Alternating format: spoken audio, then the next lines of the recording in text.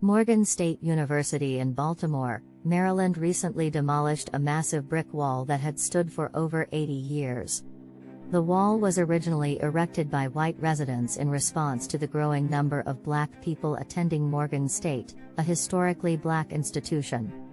It was built along Hillen Road, in front of the school's entrance, to prevent black students from venturing into the predominantly white neighborhood.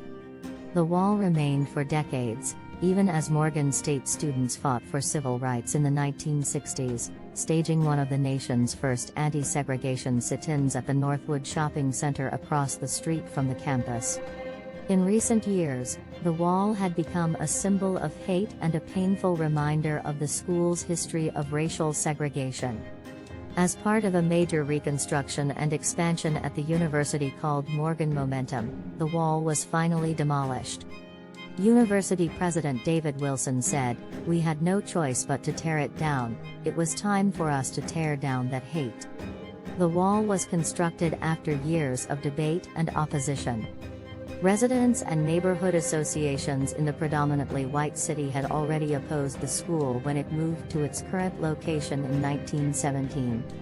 The state's decision to change what was then Morgan College from a private institution into a public one in 1939 to help black people only exacerbated the racial strife. It happened as Baltimore began to adopt restrictive racial covenants limiting where black people could live. The barrier was approved by a zoning board, and construction began in 1942. According to Dale Green, a professor and architectural historian at Morgan State, for the white community, this spike wall was to send a signal and to physically create a divider that would symbolize the segregation that they stood for. The wall was to fortify the whites from the blacks. The demolition of the wall is a significant step forward for Morgan State, which has a long history of fighting against racism and discrimination. The university plans to keep a small part of the wall in place as a historical marker where students can learn about its dark history. Thanks for watching.